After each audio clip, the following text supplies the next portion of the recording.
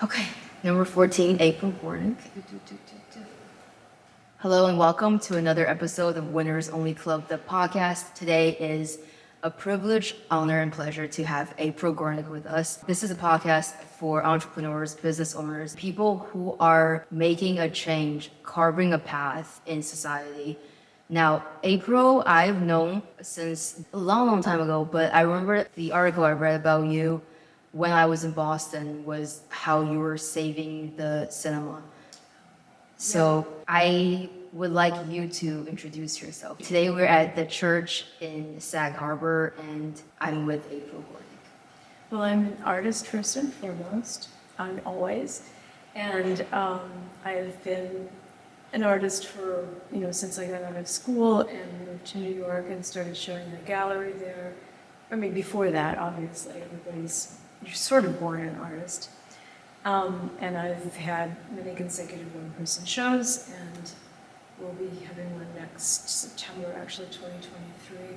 So I'm working very hard on that, but I also have another full-time job that's self-imposed, which is as a community activist, and I ended up being given the opportunity by fate to ended up chairing the effort to buy and rebuild the Sag Harbor Cinema, which was a very old cinema in the center of the little village that I live adjacent to.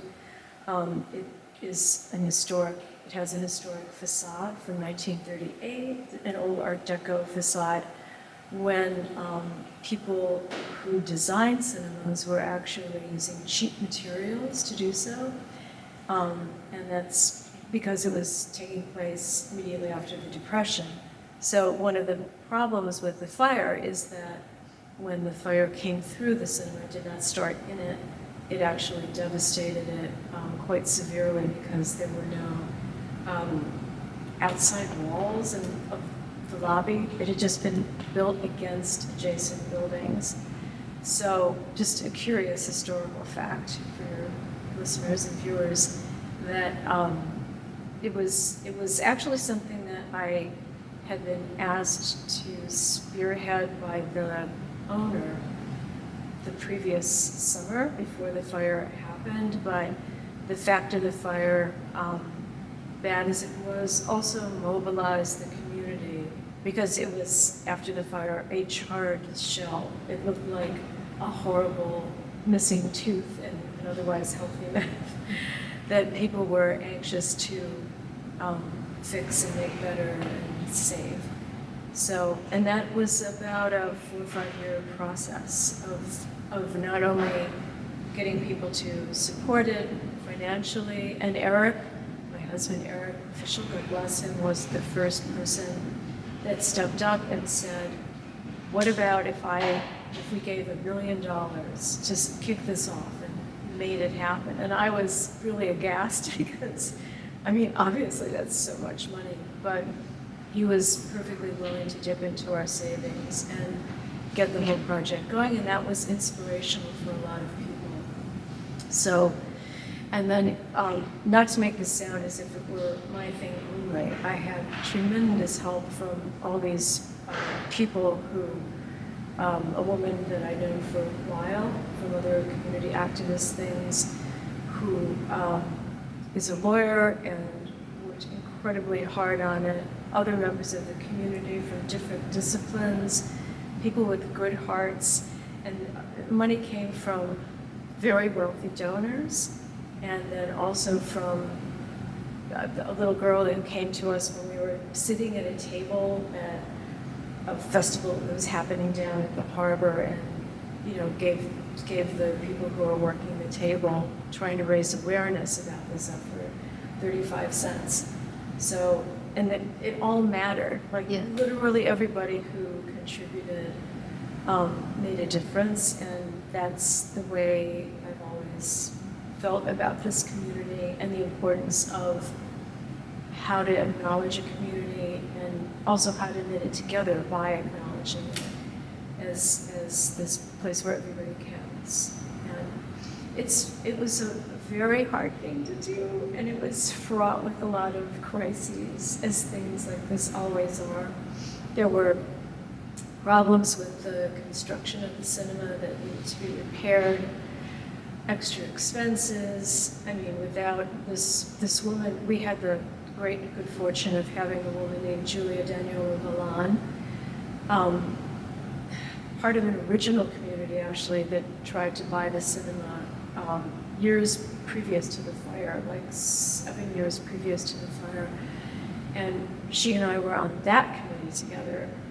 So she had come over and helped reconstruct the cinema, and she gave just invaluable advice about making sure that each theater in the cinema, which had only one big screen, now we were building 3, a small screening room, a medium-sized theater, and then the large kind of premier state-of-the-art one, that's Theater 1. And she insisted on making them state-of-the-art. Each one has an extraordinary sound and screen, and that offers people not only of this community who deserve it, because there's a tremendous amount of cultural appreciation within this population, but also anybody else who comes to the theater will be blown away, and they'll see movies as the directors and cinematographers and writers would have hoped that a movie could be seen. So we're very, very proud of the way it turned out, and it was a huge, huge, huge, huge thing. I can tell by how knowledgeable you are on the subject that how involved you must have been in the restoration. I am wondering, if it wasn't a historical building, if it wasn't a historical landmark, would you be as eager to have contributed your time and energy and money and so much of your effort? The cinema is an odd and very specific feature of the town because the Art Deco sign that's in front of it that says Sag Harbor, it's very Art Deco, it's very classic Art Deco. And that sign is, never mind the history even, but that sign tends for most people to represent both the kind of quirkiness, the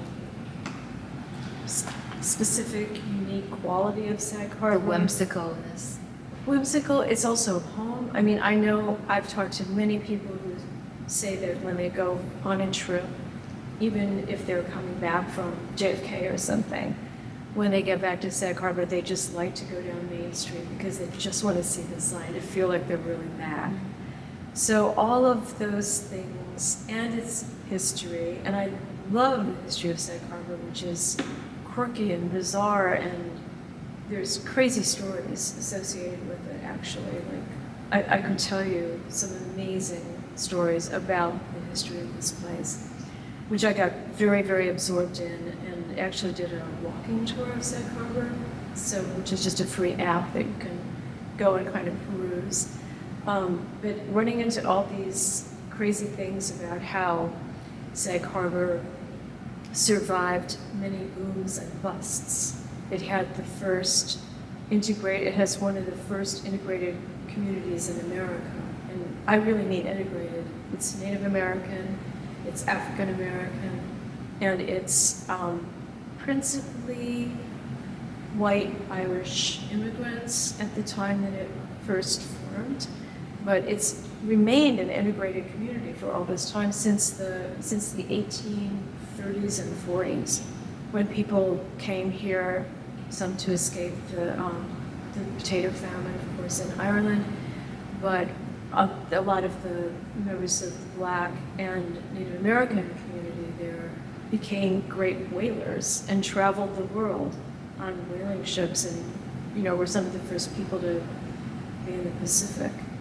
So it's a remarkable place, and the cinema and its sign and even the kind of, for a lot of people here, after 1978, when the owner from whom we bought the cinema had first purchased it himself, they started showing like what we call European art films. So there's a whole history of that. So it was seen as a kind of an eccentric anchor of the village. And it's just really, really part of something that says Sag Harbor and needs to be held on to. When I was doing some field research for the 6-year anniversary of the cinema coming back, someone said that a homeless man set it on fire. What's the story behind that? Homeless men? Set it on fire. No, it was not arson. It was definitely not arson. I've talked to many members of the Sag Harbor Fire Department and Police Department about this.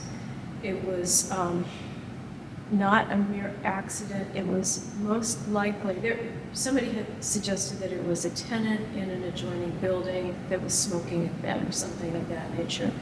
But what had happened was there had been work done on some wiring, some electrical wiring on a pole outside that was sort of catty-cornered from the cinema back to the parking lot. And the work was not completed. There was very high wind. There may have been sparks generated. It came from most likely that, and it went through the corner of the block where the cinema is situated, and if this is the cinema, this is the corner, the pole was here, and there's a direct line, partly from the wind direction. It was very cold that day. It was like way, way, way below zero. Firemen were fighting the fire, and we had like hundreds of people from all over the island come and show up. Many fire engines, many different fire houses from all over. There are notorious photos of firemen fighting a fire with icicles literally hanging from their helmets. It was insanely cold, and they just toughed it out. No one was hurt. And there was also a great opportunity for loss of life from some of the, not only for the couple of residents that lived where the fire had passed through, all of them got out, one hadn't been there. Anyway, and then there were a couple of young, less experienced firemen that actually could have died, but for a fire person who'd been there and noticed that a floor was about to collapse and rushed them out. So we're very blessed to have one of the oldest volunteer fire departments in the country. It's really significant, and these people are so brave. It was just unbelievable the work that they did to make sure that no one was hurt, and they continue to be like that. You're also behind the affordable housing project, and April held a conference, a convention about the affordable housing project. I'm not behind any particular affordable housing project, I hasten to add. But I am definitely concerned, like everyone else in this village, about affordable housing and the future of both workforce housing and also housing for people who've lived here all their lives, because we're being priced out by a certain amount of overdevelopment, which has been galloping, and I hope it's slowing down. A lot of people who spent the pandemic here have gone back to New York, but Sag Harbor became very, very popular during that time, and there were efforts to buy people out of homes that were, some of those people, I'm pretty sure, received less money than their homes were actually worth by people offering them cash. And there was a lot of opportunity seen here. So that, coupled with rising rents because of the popularity, has threatened the fabric of this village. And there was a very moving, profoundly moving letter that was written to the Sag Harbor Express, which is our local paper, by a man named Tom Gardella, who is a fireman and is now the deputy mayor and works as a liaison with the police. And he was actually in the cinema fire and has told me stories about it, which are harrowing. But he also had written a letter to the Express saying that he was afraid that his children couldn't stay in Sag Harbor even if they wanted to because they couldn't afford to live here.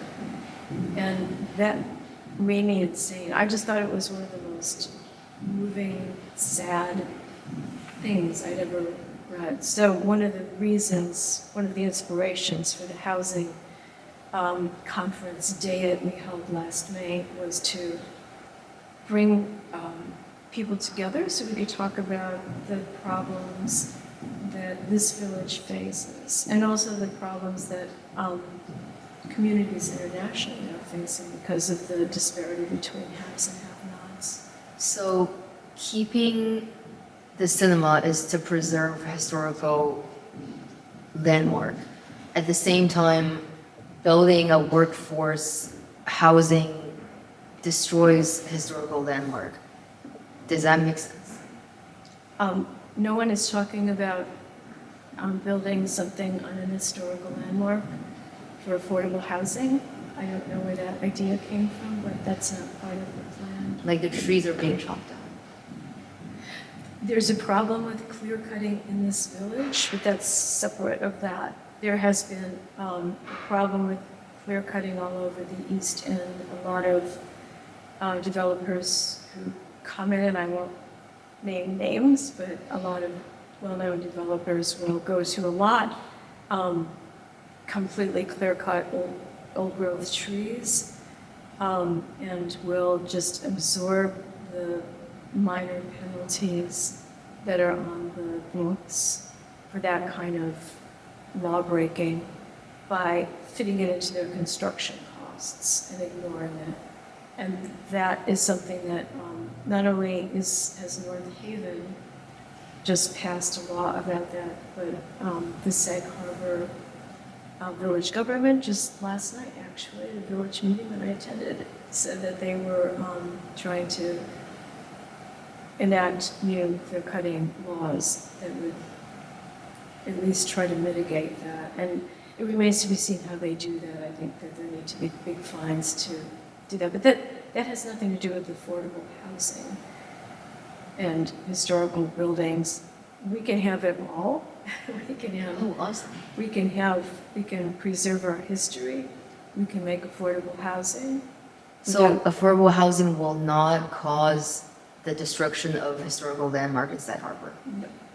No, because there's various areas in the village that actually the same person that I just referenced, Tom Gardella, the deputy mayor, recently made a proposal that he had researched and worked out with the people and organizations that this idea would principally impact, and has spoken to, there's a nature preserve south of the village that has land that's village owned by the village government.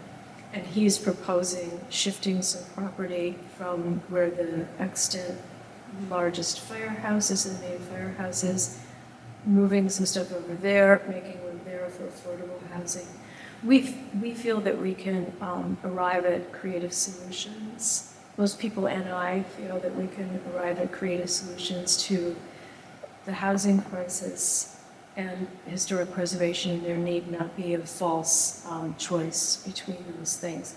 But it takes a lot of transparency and it takes a lot of conversation so people understand what the needs are, what the problems are, and how the solutions can be beneficial to everybody. I certainly wouldn't want, personally, I wouldn't want there to be like some sort of congested area where you'd expect all the people that serve you dinner at restaurants to squish in. You wouldn't want a shopping mall. That makes no sense. Absolutely not. There has been talk on the part of a previous mayor about there being a second Main Street behind Main Street. Our Main Street is very, very unique. We have a five and dime. We have a few large buildings, but principally small, quirky stores that have great merchandise, and it's Some of it's very expensive and some of it's very affordable. And it's that variety, that kind of unique and sustained variety. For instance, the Five and Dime is 100 years old as of last year, 2022, as a Five and Dime. So we have this really fantastic mix of stores, and there's no reason that we can't, keep that going. But people have to be able to afford their rents. Yeah. Landlords have to not go crazy. But $2,000 is still not really affordable. $2,000, where are you getting that? The community survey, I did some survey with the residents and they are saying it's $2,000 for the lowest level of housing. Yeah, we have to deal with all of that. But no, we're just really starting to seriously tackle this. So Adam, And I'm not at the village government. no, oh, I know you're not. You're definitely not. But you're a pillar of the community. Someone like you and someone like, well, okay, actually, I don't know the politics too much, to be honest. So Adam Pollard, he's a friend or no? He's a friend or he's a friend of Bay Street? I don't know whose friend he is. I'm just going to leave it at that. You're from Ohio. Yep. One of my clients is also from Ohio, and he was the one who said that there is a huge Ohio community in Sag Harbor. What do you think about that? Huge. Yeah. He's I like, mean, there's everywhere I've ever lived outside of Ohio, there's always people from Ohio there. I mean, certainly when I was, living in New York, in Manhattan full time, there were always a lot of people from Ohio. But there always are a lot of people from Ohio. It's a great place to be. It's a great place to live. what are some characteristics of Ohio people? Not to generalize because that's not fun, but when people say New Yorkers, there are blah, blah, blah, blah, blah. What are some traits or ideas people say about Ohioans? Ohioans, I think they're generally considered friendly, maybe a little too friendly, maybe compared to people in Manhattan. They're a little more, puppyishly friendly, but they're fine with me. Tell us how you got from, by the way, those clients are Grindstone. The entire Grindstone team are from Ohio. Are they really? Yeah, yeah, I didn't know that. yeah. Do you do the social media for the church? I don't. We do. We do some stuff. Actually, one of the things that we did for the cinema to raise money was to go and talk to shop owners and say, like, what does this mean to you? But no, we have a social media presence, principally Insta, but Do you have a marketing strategy? yeah, to a certain extent, we're less than 2 years old, so we're still kind of working out how we're doing this, where we're putting most of our efforts. We are the church you're speaking of now. Yeah. We're in a building, and we're a place for actual physical interaction. So we tend not to be. We're not going to make our principal efforts be towards social media. You have a different job and a different goal, and for you, social media is the part of the message you do. For us, it's just an adjunctable thing, and not like a principle. So for you, social media is to bring awareness to the church or establish a social media presence. Yeah, but we also like, for instance, the first thing that we had at the church ever was Martha Graham Dance Company who came. That wasn't the whole company. It was like 6 of them, and sort of in 2 batches. But they came and rehearsed, and they were working on a lost piece that Martha Graham had choreographed. They were trying to reconstruct it as a new piece, and it was successful. It was great. But we streamed rehearsals and streamed some interviews about them, and we tried to expand our reach by using social, and then we have a YouTube channel that has talks and whatnot, some performances that we've given. We understand people are busy, so we try to allow them to see things. How did you go from Ohio to Canada to here? I had gone to the Cleveland Institute of Art for art classes, and the Cleveland Institute of Art is a 5-year college, and I actually got tired of being there and wanted something more. There was an article in Art in America magazine, which I think still exists, called, "Is this the greatest art school in North America?" And it was about the Nova Scotia College of Art and Design, which I'd heard about because it was famous, at that time, it was a school famous for conceptualism. That was like in 1976. And I just kind of jumped ship the last year because I thought, I don't want to stay here anyway. And I got my BFA from there. That's where I met Eric. And it was pretty impulsive when I think about it, because I applied in June. I was like, I'm out of here. And then ended up there, and it was a big adventure. And then from there, I ended up staying a little bit longer, waitressing and whatnot. Then moved down to New York, ultimately with Eric, although he was not inclined to make that move originally. And we've been in this section of the country ever since. Why Sag Harbor and not another hamlet of the Hamptons? Well, we had actually, Eric, after we'd been living in New York for, I guess, like 5 or 7 or 8 years, he was just feeling so antsy and really wanted a place outside the city. I mean, it is, Manhattan in the summer, it's sweaty and sticky, and we just wanted to get out of town. And he wanted to buy something, so we ended up buying a small house here. We rented a little bit before then, and the house we found was in Sag Harbor, and it was a sweet old farmhouse not far from here. And we subsequently, just to like kind of fast forward, we would, spend at first like 2 months here in the summer, and then it was 3 months, and then by the time we ended up moving out here full time, it was like at least 6 months that we were spending here and not in the city. And we were renovating our loft to be more like the house that we subsequently built out here, a new house that we built in 1999. It had a great studio set up, and we realized that we prefer to be here than there, so we decamped quietly. We just told our friends, oh, yeah, we'd be back normally in May, but the loft was finished being renovated in March, and we just said, oh, we'd be coming back out in May anyways, we're just going to stay here. We'll move back next year. And then we never really did.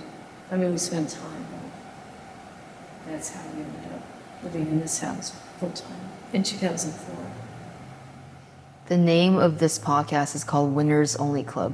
What's your definition of a winner, and what's your definition of a loser? My definition of a winner would be someone who's happy with their life. And I don't care how that manifests itself, but it's not about things that you get or whatever. I think of winner as like things that you get, like you get acknowledgement of something. Loser, I would think of Donald Trump as he's the absolute definition of a loser. But as far as, the other factor when you ask that I think about is, if you're a winner in the art world or a loser in the art world, that's much more complicated because all artists I know are, well, I'd say 99% of the artists that I know are hard on themselves, like you're your own worst critic. So it's hard to be a winner in your own eyes entirely, but just to be able to be an artist and make a living, wow, win. So it's, to me, winner and loser is just way too much of a sliding scale and a fluctuating denotation to think about it or take it seriously. But not that it's not a good question, because it begs all of those things. What makes you the best at what you do? The best what? The best April who likes to make social changes and is the person behind the church and paints landscapes that especially specifically strange nature settings. Like what makes me do that? Like what makes you the best at, like for instance, what makes me the best at being LuLu? What makes you the best at being you? What makes you the best at doing whatever the things that you do? Because if you weren't the best at what you do, you wouldn't be a guest here. I think that the thing that's, I won't say best, but I will say that I think that the thing that's most important is trying to keep my perspective always changing and flexible so that I think of things in different ways all the time and try to see issues in art and spirituality, try to push myself to think of things differently constantly, like try to find an angle that I haven't seen something from before. It's just to be, in other words, to try to be expansive. And I mean that practically and also spiritually, if that makes sense. Art banter. You paint landscapes. Yep. Why not portraits? It's something that I clued into. It felt accidental, but I clued into it in 1978 or 9, and I started painting landscapes and immediately thought, oh no, I'm doing something that's so unpopular and so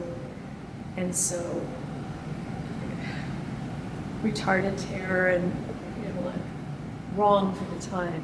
Because in school, I always tried to be really responsive to what was trending. Like that was really, really important to me.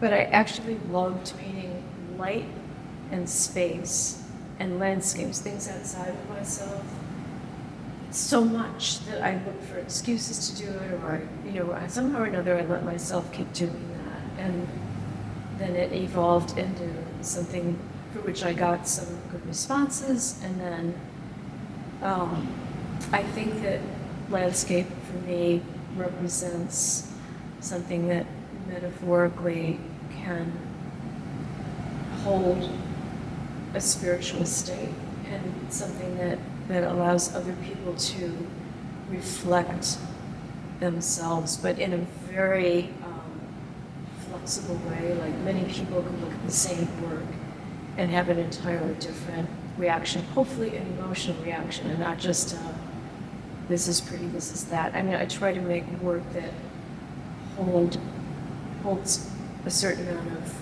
questions built into it. So, and by questions, I don't mean like a literal question, but that would invite a certain perusal of tension and release, and something that's grounded and heavy versus something that's very light. Just like holds a lot of potentially contradictory things within it. To me, that's kind of a sense of spirituality, I guess, because that's what I do. That's what my work says to me. What's the difference between spirituality and religion? Well, I think that religion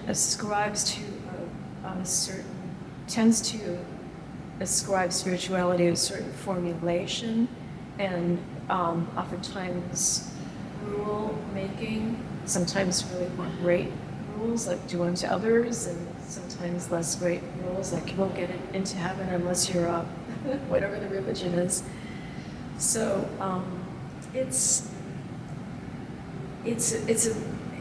religion is for nervous people who are scared that people won't stay in their religion, and spirituality is for people who seek to find their soul reflected in a world outside themselves. I don't know a better way to describe it, but it does not have to do with having to do things a certain way. And I mean, contradictions are persuasive. April. What about strange weather conditions interest you? I think that there's something really sensual and physical and enormous about weather and weather behavior, and being able to stand in front of a two-dimensional surface and take that in from such a small size compared to what it's depicting just has like it's deliciously physical and moving to me. It's always been. As a little kid, I would always go outside before storms and hope to see tornadoes. As a child, this is a really long interest of mine. I can't really, whether, and then, like apocalyptic weather or threatening weather or even just an eerie kind of weather situation, I think talks about mortality.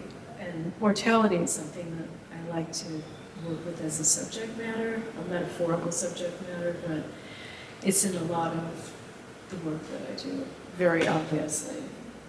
Ominous.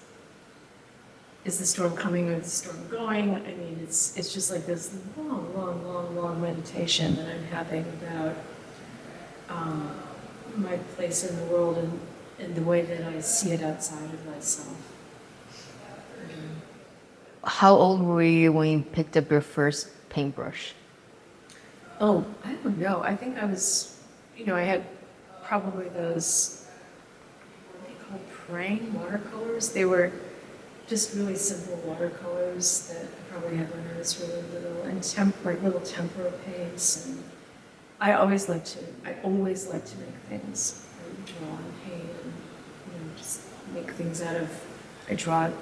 I draw animals on cardboard, and then cut them out and make them play together. Just like it was very animal centric, and I think that was sort of like an entity that I was comfortable with as a child, and then the older I got, the more it was like the world outside of myself in general. It became like kind of a larger proscenium or a larger context or something. Really bad weather conditions bring me comfort. How so? It makes me feel at ease. Oh, interesting. What do you feel about that? It makes sense to me just because it's like, I don't know what your childhood was like at all, but I had a lot of anxiety as a child, and I had very tense home life, and I think I relate to what you're saying in that I would say that for me, seeing a storm coming is like, finally the storm's coming, instead of it being like this kind of ending vibe that was everywhere but not happening. So and then an actual downpour is almost like letting emotion out. So, and then something with the downpour and an impending whatever, and like making multiple kinds of opportunities like that in a painting it's a great sense of release of expression for me. So I relate to what you're saying. Anticipation is often scarier than the actual event. Isn't it? Yes, absolutely. Cool. I am wondering, when it comes to painting, because this podcast is going now towards the direction of entrepreneurs and business people. Last time when we met in person with Almond being the presenter, I asked her afterwards, do you think artists are entrepreneurs, ? And she said, of course. So I guess some advice for people, because your paintings have been to so many places I can't even list. How do you get started if you are an artist in today's world without having it shown in any show yet? How do you do that? Boy, what a question. I'm really not sure, because I think that the social media universe has completely changed the way artists direct themselves in the world, get their work shown. It really is through, JPEGs used to be useful, now JPEGs are practically the art. One thing that I really love about having the church here and doing shows like the one that we're sitting in is that people can have the experience of the physicality of a work of art. And I think it's really, really important that children learn to use their hands, that are given art classes. They learn to make that connection between their hand and their eye, and are allowed to fulfill something using their bodies. I think that the physical experience of art is extremely important. And I have even a little essay that should be on my website still, I think it is, about visual literacy and how important it is that to see the scale of something in relation to your body, because people are all about, adults are all more or less the same size. So a work of art in proportion to you is meaningful, and an artist choosing a certain scale of work is meaningful. And then the physicality of the way that it's been touched by a hand with a brush, or a hand with a pencil, or a hand in clay, like all of that transmits, especially if you have any kind of art experience yourself. And I don't think it needs to be elaborate. I think you can convey a lot of that by just giving children stuff to do with their hands, stuff to make through those kinds of mediums. But I hope that, you know, much as I love my computer for sketching, I don't want that to go away. I think that that's really critical. So young artists today who are forced to convey what they're doing with JPEGs, and there's probably our reading of JPEGs as a world community has improved a lot because we're forced to, and people are probably better and better at doing it, and that's significant. But to completely lose the experience of seeing work and real, I mean, I can't tell you how many shows I look at online and they look really great, and if I see them in person, I'm really blown away. It's just a different, imagine seeing Kerry James Marshall's show at the Met Royer when it was up, only in JPEGs. That would have been like such a loss, because his touch and his surfaces is so important. So Yeah. So I worry about artists having to do things through social completely and not being able to have that backup. But artists still do their shows, obviously, so it's not like galleries are abandoning everything in terms of making everything online. You named the church the church. Was it because of convenience or other reasons? This church was named the church because it was deconsecrated like 12 or 14 or something years before we bought it. And the Methodists who owned it ran out of money and a congregation, basically. So they felt that they were forced to put it on the market, and they did. And then what happened subsequently was that it was owned by 3 different people, during which time, at various times, it was just, most of the time, there was a hurricane fence out front with some green, you know, that green plastics that they put on it. And then the church loomed over the street with tarps in the windows. And when we first saw it, bits of snow sneaking through. And it was just a really sad sight. And every single person in Sag Harbor would, when they wanted to talk about it, would say, do you know what's happening with the church? When are they going to finish the church? Did they sell it again? I can't believe the church sold again. The church. So when we bought it, my people went, I can't believe you bought the church. And I said to Eric, I think we just have to call it the church because everybody calls it that.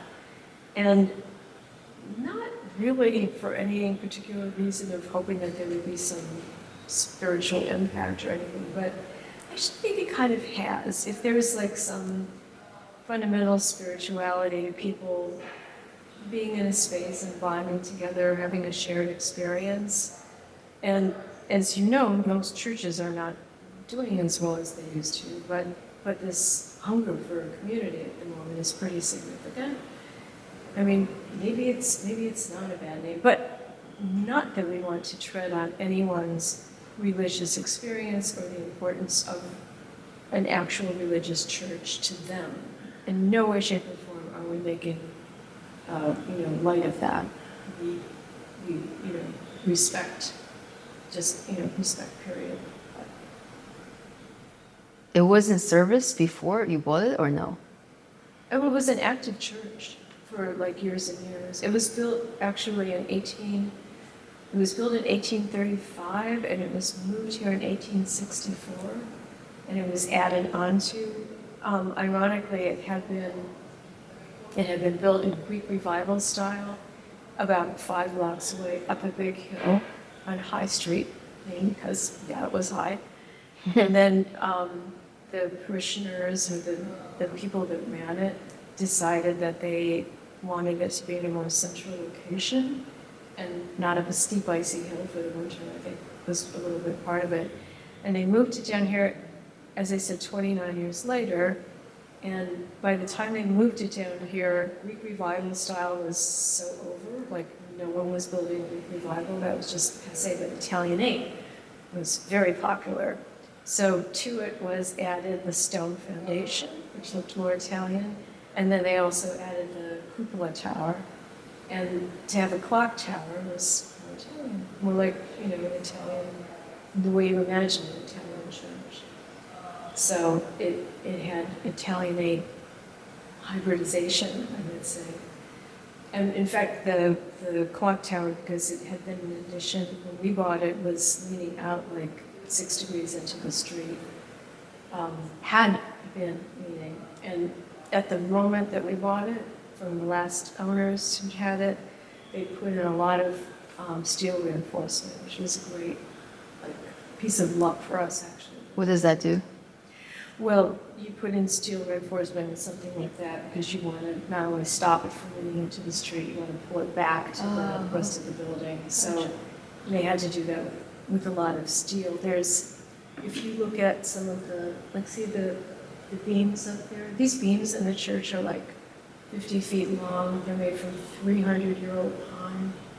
Oh. And yeah, it's really pretty amazing. And then the steel girders that you see, which we've painted a very quiet color to kind of blend in, are the things that are, and you can see brackets on some of the rafters where they join and stuff.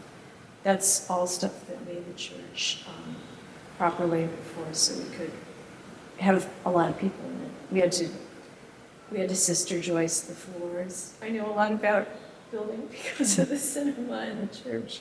If you're watching this video right now, you can see exactly all the brackets that April is talking about. So what are your future dreams for you and the church? Oh, well, one very immediate thing is we definitely want to have more programming for the Spanish-speaking people who live here. We have a very large population of people from everywhere in Central and South America.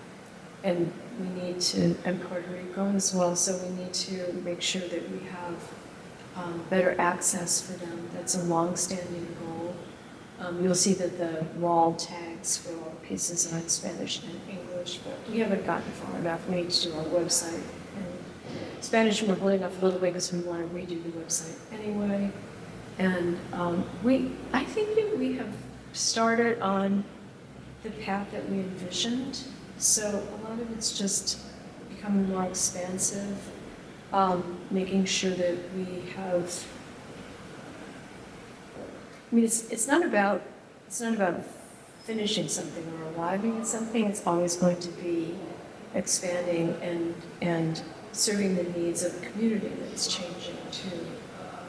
So that, I mean, the Spanish thing is something that I just wanted to say because it's been a goal of mine since we started talking about the church. But I think that the fact that we have so many different kinds of representations of creativity here is very much what we always wanted and dreamed of. And we have been pretty successful considering the length of time we've been open.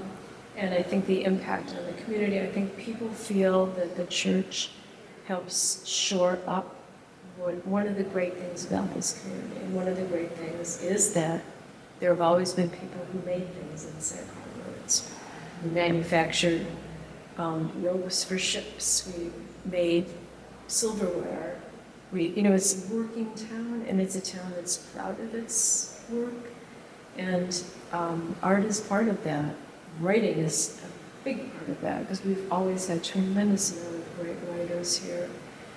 And the people who've been attracted to this place, including George Balanchine, who's one of the portraits on the window, for instance.